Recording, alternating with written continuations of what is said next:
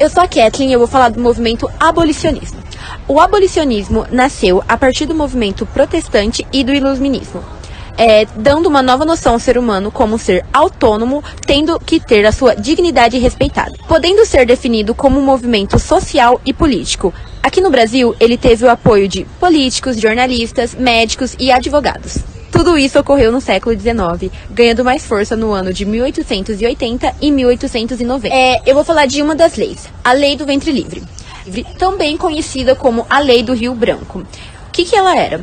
Ela decretava que todo filho de escravo nascido a partir do ano de 1871 era livre. Gente, meu nome é Letícia e eu sou do segundo ano C. Eu vou falar um pouco sobre a Lei dos Sexagenários. A Lei dos Sexagenários, ela foi promulgada em 28 de setembro de 1885, que garantia a liberdade dos escravos com 60 anos ou mais, cabendo aos proprietários dos escravos uma indenização. Gente, meu nome é Letícia e eu sou do segundo ano C.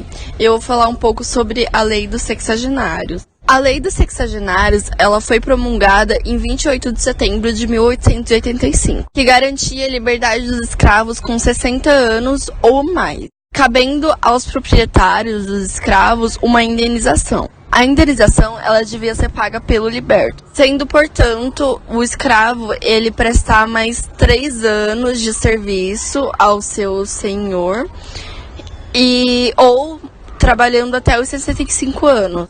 Mesmo tendo pouco efeito prático, pois eles libertavam apenas os escravos que, por sua idade, já eram menos desvalorizados. Houve grande resistência por parte dos senhores de escravos, por eles serem representantes na Assembleia Nacional. Por outro lado, os senhores de escravos, eles registravam os seus escravos falsamente. Eles diminuíam a idade deles. Depois deles serem libertados, muitas vezes eles não tinham para onde ir, então eles acabavam continuando a trabalhar para os seus senhores como escravos mesmo, pelo fato de não ter aonde ficar. Meu nome é Maraliana do Ponte, eu sou do segundo C e eu vou falar um pouco das causas abolicionistas. A abolição do trabalho escravo no Brasil foi o resultado final de um processo longo, lento e muito difícil, com diversas lutas. O fim da escravidão em nosso país não foi resultado da humanidade e nem da benevolência da família real brasileira, mas aconteceu porque um grande número de pessoas se mobilizaram contra a escravatura. Aí nós tivemos algumas mobilizações que foram elas: a resistência realizada pelos próprios escravos durante o século XIX, a adesão de parte da sociedade à causa por meio de associações abolicionistas, e a mobilização política pelos defensores do abolicionismo. Além disso, havia os novos padrões de civilização, a adesão de parte da sociedade à causa por meio de associações abolicionistas, e a mobilização política pelos defensores do abolicionismo. Além disso, havia os novos padrões de civilização que condenavam o Brasil por conta do trabalho escravo. Isso colocava o país numa situação vexatória internacionalmente, uma vez que o país seria o último a abolir a escravidão no continente americano. Após o fim da escravidão, com a assinatura da Lei Áurea, muitos negros foram expulsos das suas fazendas e no Brasil eles não receberam nenhuma quantia de dinheiro, nem pedaço de terra para continuar as suas vidas e tocar o seu rumo depois dessa assinatura. E mesmo nessa condição, os brancos, mesmo depois dessa assinatura e dessa condição que eles deixaram os negros, eles insistiam em dizer que no Brasil existia uma fraternidade racial, mesmo deixando os negros nessa situação deplorável. Então os negros, eles tinham que começar a trabalhar nas indústrias como o povo branco. E mesmo eles falando isso, eles tinham uma política de sumirem com os negros. E eles não aceitavam que eles trabalhassem os mesmos cargos e nos mesmos lugares que eles. Então a elite branca, ela resolveu dar os postos de trabalho para os imigrantes, então muitos italianos vieram para o Brasil para cobrir a parte dos negros, deixando os negros à margem da sociedade, que daí veio a palavra marginal, margens. Então, sem emprego, os escravos só tinham 2 opções: ou eles tocavam a vida deles do jeito que dava, e isso submetendo a várias situações horríveis, ou eles continuavam a sua vida como o escravo. Então não adiantou muita coisa. Realmente no Rio de Janeiro eles tinham essa política de segregação dos negros, porque antes o Rio de Janeiro ele era a capital do Brasil.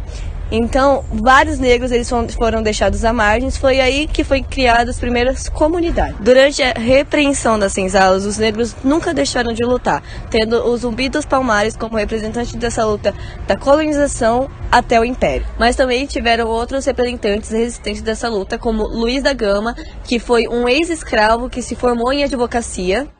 Após o final da escravidão, teve o André Rebouças, que foi um engenheiro que ele queria dar a moradia para os escravos, o que não deu certo. Também teve a Maria Tomásia, que foi uma aristocrata que lutou para adiantar a abolição no Ceará, e várias outras mulheres representantes dessa luta.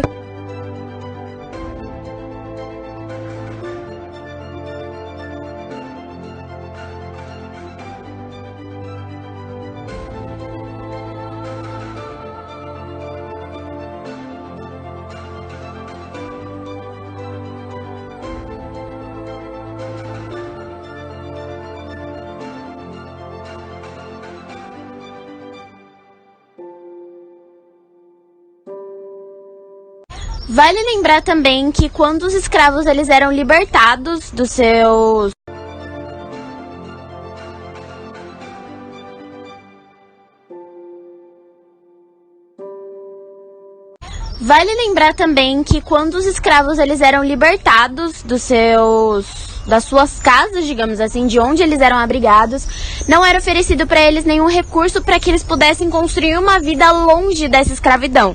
Ou seja, não eram dados pedaços de terra, não eram dado comida, não era dado nem, por exemplo, o equivalente a R$10 na época para a sobrevivência desse escravo. Bom, a questão da desigualdade, ela sempre foi algo muito presente, né? Se a gente abranger principalmente esse fato do abolicionismo, tudo isso aconteceu, tudo isso precisou acontecer, principalmente pela desigualdade, a diferença que as pessoas sempre fizeram entre as cores. Então, essa desigualdade, ela é principalmente vista, e ela é muito vista hoje em dia, como, por exemplo, no racismo aqui no Brasil.